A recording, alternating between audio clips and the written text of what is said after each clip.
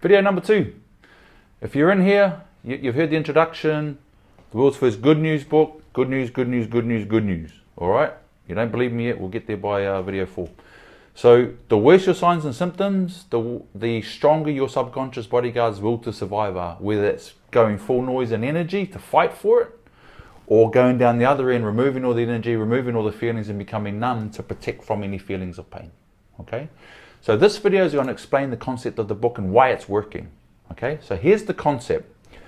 In our mind, we have the conscious mind, which is the mind that we're talking in now, right? So we all know that the conscious mind is in charge. But we also know that the subconscious mind is running 24/7. Okay? That's where we form all our habits. That's where we're trained in the subconscious to react immediately to anything that happens to us, whether it's all our contact drills, immediate action drills, whatever drills they may be, and med and everything else, they happen instantly because the subconscious has been trained. So what I did was I took that off and I separated those into actual characters, okay, with characteristics. So every single person has these 3 types of subconscious bodyguards in their heads, okay? Now I've named them in military terms, but let's go through the characteristics first. Firstly, your first subconscious bodyguard that you have that is awake 24/7 is the subconscious bodyguard that is trained to look for danger, all right? Normal.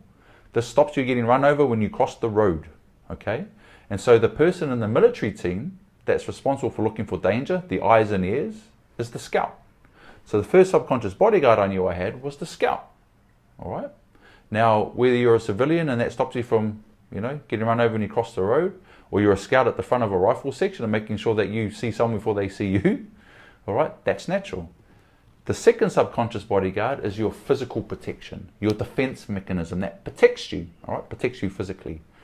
And that subconscious bodyguard, or that role within the rifle section, was the gunner, all right? The gunner is the big, strong guy. He's got the heavy machine gun or light machine gun, and he's your big, strong guy. Now, the gunner is your protective mechanism, big and strong, protects you from physical harm, but is disciplined.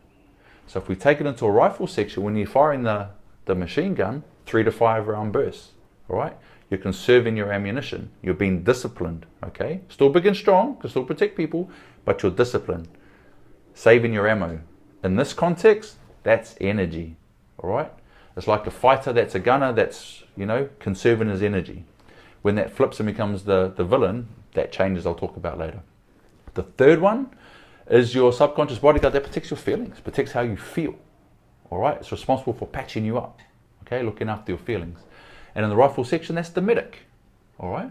And the medic's characteristics, caring, making sure that everyone's okay. Now, each one of those subconscious bodyguards, these are the heroes, have a role to play. The scout's job is to look for danger, eyes and ears of the section. The gunner's job is to protect you from physical harm, with strength, but with discipline.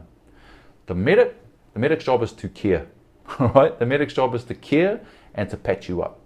And the conscious mind, the mind we're talking in, is the leader, is the section commander, is the TL, is the team leader, is the secco, is the gunny sergeant. Whatever your unit, whatever your word is for the leader, is your conscious mind.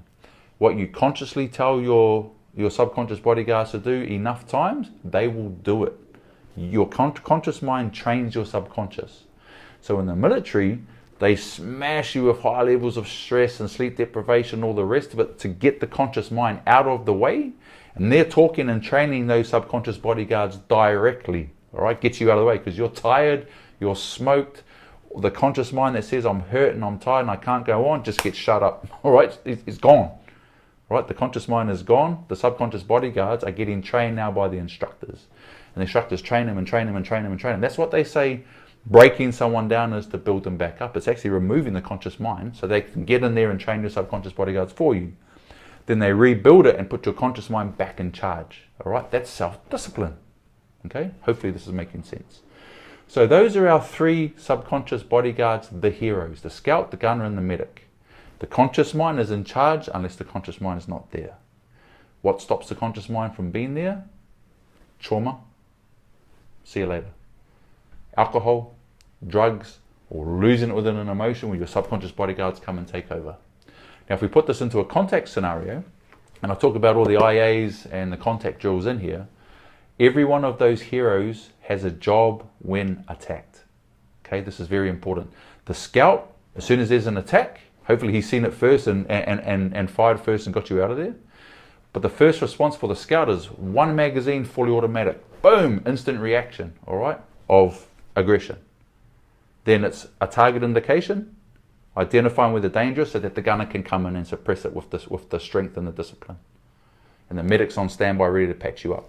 But it's the section commander that's in control, all right? When we add trauma to the mix, the conscious mind, the team leader, the section commander is no longer in control. And then we deal with the villains, all right? So good news, we've all got these. Every single person on the planet has these 3 subconscious bodyguards. Name them whatever you want. I've had energy ladies call them, you know, Sky Mother, Earth Goddess. I've had police call it, you know, the police dog handler and AOS and STG. Whatever language fits for you, I want you to, and this is the exercises you'll do in the book, write down what you would call your subconscious bodyguard, the one that looks for danger, what you would call your physical defense mechanism, your strong and disciplined protector, and then what you would call your subconscious bodyguard that cares about you and looks after your feelings, okay, your medic. And then in the next video, we'll talk about the villains.